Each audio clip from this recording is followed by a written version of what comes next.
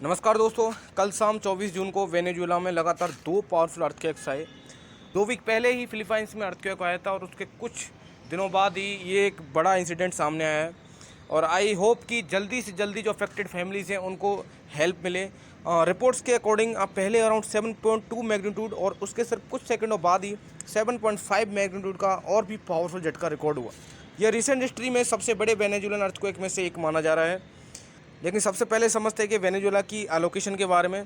तो Venezuela south America continent के northern side में लोकेटेड है। इसके नॉर्थ में कैरिबियन सी है, वेस्ट में कोलंबिया, साउथ में ब्राज़ील और ईस्ट में गुयाना है।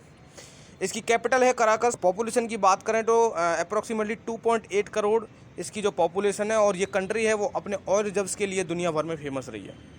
ना सवाल आता है कि अर्थक्वेक इतना डेंजरस क्यों हुआ। देखो, साइंटिस्ट के अकॉर्डिंग वेनेजुएला एक टेक्टोनिक बाउंड्री जोन के पास लोकेटेड है, जहां कैरिबियन प्लेट और साउथ अमेरिकन प्लेट इंटरेक्ट करती हैं। नॉर्मली यहाँ बहुत फ्रीक्वेंट मैसिव अर्थक्वेक्स नहीं आते, इसी वजह से इतने बड़े डबल अर्थक्वेक्स ने लोगों को शॉक कर दिया। रिपोर्ट्स के अकॉर्डिंग पहला झटका वेस्टर्न साइड में आया और उसके तुरंत बाद सेकंड और स्ट्रॉन्गर क्वेक रिकॉर्ड हुआ। अर्थक्वेक सैलो डेप्थ पर था और इसी वजह से सरफेस पर इम्पैक्ट ज़्यादा फील हुआ। सबसे ज़्यादा इम्पैक्ट कैपिटल कराकस और नियर बाई रीजन्स में देखा गया। कई जगह बिल्डिंग्स कॉलेप्स हुई, रोड डैमेज हुई और लोग घर छोड़कर ओपन एरियाज़ में आ गए। एयरपोर्ट ऑपरेशंस भी टेम्परेरीली अफेक्ट हुए और इमरजेंसी टीम्स डिप्लॉय करनी पड़ी। लेटेस्ट अपडेट्स के अकॉर्डिंग जो डेथ टोल है लगभग 164 तक रिपोर्ट हुआ है और 971 से भी ज़्यादा लोग इंजर्ड हुए हैं।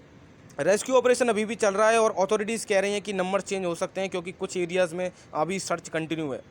अर्थक्वेक के बाद वेनेजुएला गवर्नमेंट ने स्टेट ऑफ इमरजेंसी अनाउंस कर दिया। स्कूल और कुछ पब्लिक सर्विसेज टेम्परेली सस्पेंड की गई और रेस्क्यू टीम्स को फुल डिप्लॉयमेंट दिया गया। ना बात करते हैं इंडिया के रेस्पॉन्स की। तो इंडिया की तरफ से प्राइम मिनिस्टर नरेंद्र मोदी जी ने ऑफिशियल कंडोलेंस मैसेज दिया और कहा कि इंडिया वेनेजुएला के साथ सॉलिडरिटी में खड़ा है और ज़रूरत पड़ने पर पॉसिबल असिस्टेंस देने के लिए भी रेडी है। और इंटरनेशनल लेवल पर भी कई देशों ने सपोर्ट और ह्यूमैनिटेरियन हेल्प ऑफर की है। फोकस अभी रेस्क्यू, मेडिकल सपोर्ट और इंफ्रास्ट्रक्चर रिकवरी पर है।